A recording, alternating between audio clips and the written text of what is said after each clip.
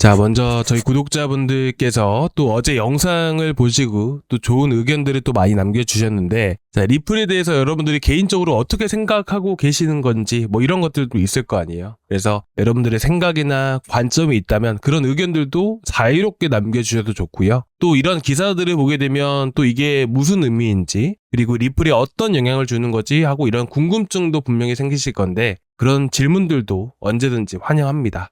저희 채널, 저희 구독자분들과 함께 공부하고 또 성장해 나가는 이런 공간이라고 저는 생각을 하고 있거든요. 그래서 여러분들의 의견이나 이런 질문들을 남겨주시면 저희 채널의 방향이 되고, 또 그 과정 안에서 조금이라도 여러분들에게 도움될 수 있는 이야기를 나눌 수 있는 그런 좋은 채널이 됐으면 좋겠습니다. 자, 앞으로도 댓글로도 많이 소통하면서 여러분들께 실질적으로 도움이 되는 채널을 또 앞으로 만들어 가보도록 하겠습니다. 자, 앞으로도 잘 부탁드리고요. 또 아시아님께서 또 좋은 질문 주셨는데 제가 마지막 시간에 따로 말씀을 드릴게요. 자, 보시면 지금 리플이 6% 정도 이렇게 상승분이 반납이 되었습니다. 기술적 분석은 저희 구독자분들도 너무 잘 하시겠지만 지금 쉽게 말씀을 드리면 이렇습니다. 자, 오늘 지금 현재 시간이 11시 48분인데요. 11시 48분부터 어제 11시 48분까지 터진 거래 대금이 4,450억 정도가 되는 겁니다. 그쵸? 근데 이 정도 거래 대금이면요, 지금 앞에서 터진 거래 대금과 이 거래량과 비교를 해봤을 때 지금 어떻게 보면 이 위쪽에는 이만큼의 거래량이 터진 만큼 상당한 매물이, 그만큼의 매물이라는 게 많이 포진되어 있는 위치예요. 그렇기 때문에 이 구간은 강한 저항으로 이렇게 역할을 해줄 수밖에 없기 때문에 현 시점에서 상승분이 일부 반납되는 상황이 자연스럽게 만들어질 수밖에 없는 겁니다. IPO 실패, IPO와 관련된 얘기들이 또 많이 나와서 말씀을 드리는 거지만, 이런 것들이 절대로 악재로 작용하기는 어렵습니다. 여러분들, 기업에 돈이 많게 되면요, 증시에 굳이 상장할 필요가 없어요. 아시겠죠? 증시에 상장을 하는 기업은 투자를 필요로 해서 하는 기업이 대부분입니다. 물론 이런 투자가 필요 없는 기업들도 많겠지만 현금성 자산을 많이 보유하게 된다면 굳이 상장할 필요가 없게 돼요. 아시겠죠? 그래서 이런 실패, IPO를 안 한다라는 것들이 사실 악재로 작용하기는 어렵다라고 말씀을 드리고 싶습니다. 단순하게 기술적인 흐름대로 봤을 때 이런 많은 매물들이 포진되어 있고, 지금 당장에 이 리플뿐만 아니라 암호화폐 시장 전반적으로 투심이라는 게 회복이 되었나요? 아니죠. 그렇기 때문에 이런 위치에서 있던 매물들, 그리고 바닥에서 들어왔던 매물들, 이런 매물들이 어떻게 됩니까? 아직까진 투심 자체가 회복되고 암호화폐 시장이 폭발적으로 지금 당장에 급등한다, 이런 투심 자체가 완전하게 회복된 흐름들은 아니기 때문에 당연히 저항 구간에서 많은 차익 매물들이 나올 수밖에 없었다라고 생각을 해요. 그래서 다른 때와는 다르게 급격하게 떨어질 수밖에 없었던 이유이기도 한다라고 저는 생각을 하고 있습니다.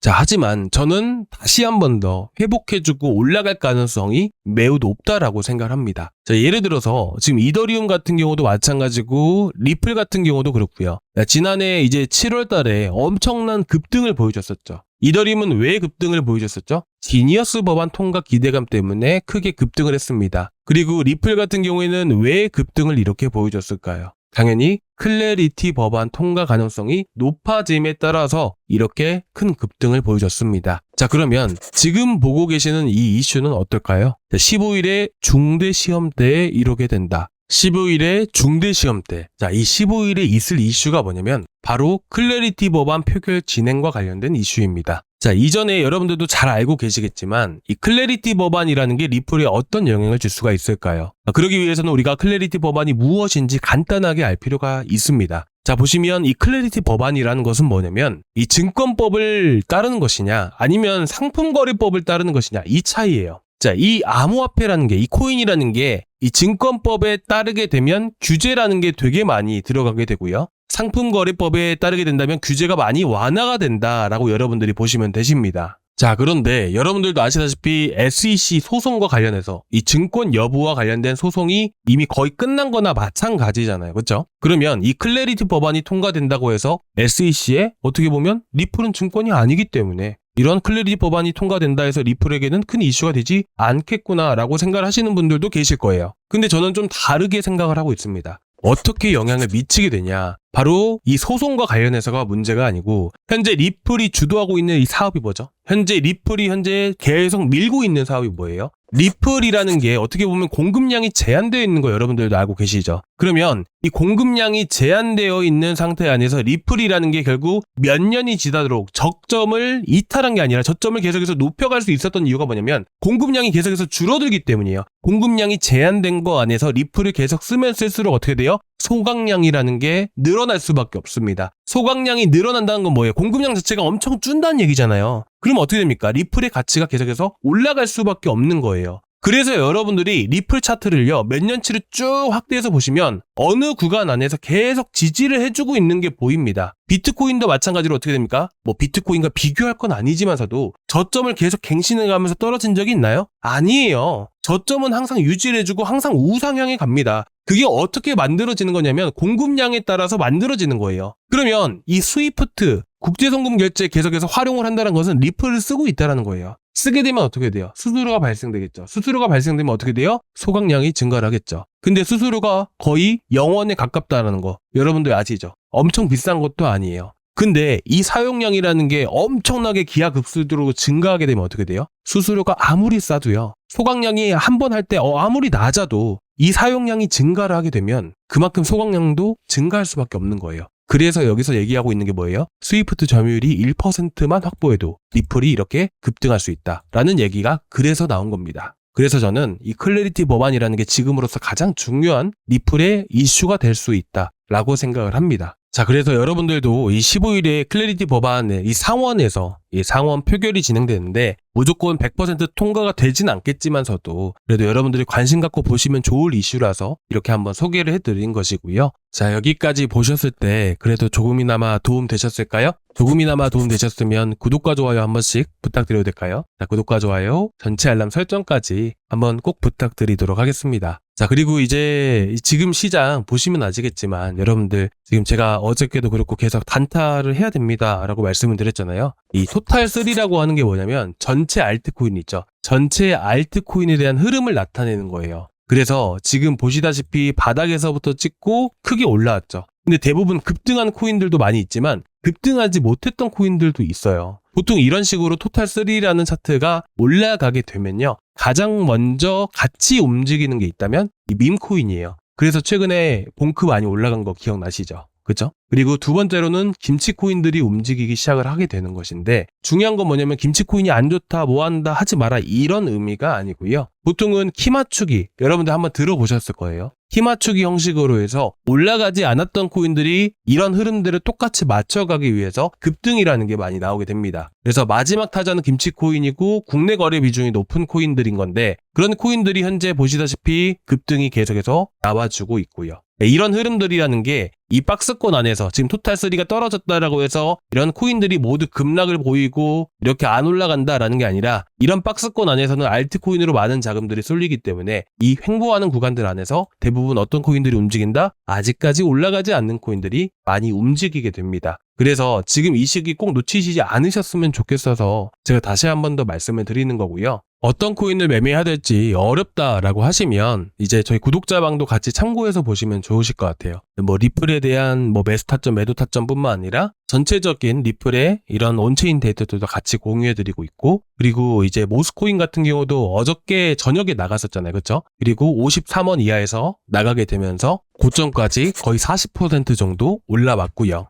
렌더 토큰 같은 경우도 이제 1월 1일 날 제가 드렸었잖아요. 그래서 1970원 이하 나가게 되면서 또 이 코인 같은 경우도 이제 고점까지 88% 올랐습니다. 이제 3, 4일 전에 제가 매도 사인을 드려가지고 한 60%밖에 못 먹긴 했지만서도 이렇게 급등 가능한 코인들 위주로 해서 많이 드리고 있어요. 그래서 여러분들이 혹시나 어떤 걸 매매해야 될지 어렵다라고 하시면 한번 들어오셔서 한번 지켜봐 보세요. 대부분 이제 펌핑이 나올 수 있는 코인들 위주로 해서 많이 드리고 있고 이렇게 단순하게 추천만 드리는 게 아니고요. 어제 저녁에는 보시다시피 이렇게 매수 타점 잡아드리면서 동시에 어젯밤에 이제 트리하우스 올라간 거 기억나시죠? 이렇게 매도 사인도 같이 드리고 있습니다. 솔직히 추천만 드리면 뭐 누구나 다 할 수 있겠죠. 근데 이제 매도 사인이라는 게 매도하는 게 제일 중요하잖아요. 그래야 수익이라는 게 확정이 되니까요. 그래서 최대한 매도 사인도 최대한 고점 구간에서 매도하실 수 있게끔 최대한 신경 써가면서 여러분들 또 이제 계속 업비트만 켜놓고 볼 수는 없잖아요. 그래서 제가 어차피 저는 컴퓨터 앞에 계속 앉아있기 때문에 뭐 운동하는 시간 빼보면 이제 제가 계속 모니터링 하고 있기 때문에 매수 타점, 매도 타점 다 잡아드리고 있으니까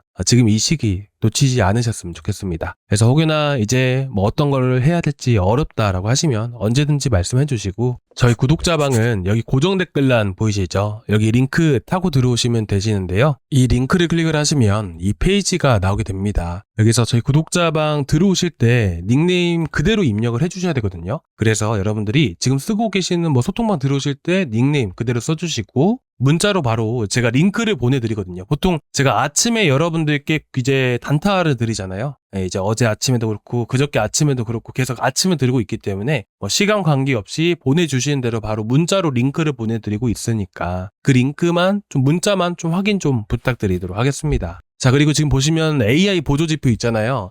이거를 거의 테스트 단계가 거의 완료가 되었습니다. 지금 보시면 제가 이 온체인 데이터 돈 주고 결제하고 보고 있는 거 아시잖아요. 여러분들께도 다 소개해드리고 있고요. 그쵸? 그래서 이 지표 API를 따와가지고 제가 데이터를 만들어서 AI 지표를 하나 만든 게 있거든요. 그래서 여러분들도 한번 써보시면 좋으실 것 같아가지고 이것도 설정하는 방법들 제가 알려드리고 있거든요. 그래서 여러분들도 한번 써보시면 되게 많은 도움 되실 거예요. 그래서 이것도 구독자방에서 같이 공지사항에 올려드렸으니까 한번 참고해서 보시기 바라고요. 처음 보시는 분들은 AI 보조지표 있는지 모르시고 계신 분들이 계신 것 같아서 다시 한 번 더 말씀을 드려보는 겁니다. 자, 그리고 이제 마지막으로 아시아님 말씀해주신 거 답변 좀 드릴 건데, 예를 들면 100원에서 매수를 했는데 만원이 됐다. 가만히 지갑에다가 넣어두었다가 올랐으니까 팔면 되는 건가? 뭐 이렇게 말씀을 해주셨는데, 쉽게 보시면 됩니다. 이 지갑에서도 매도가 가능한데요.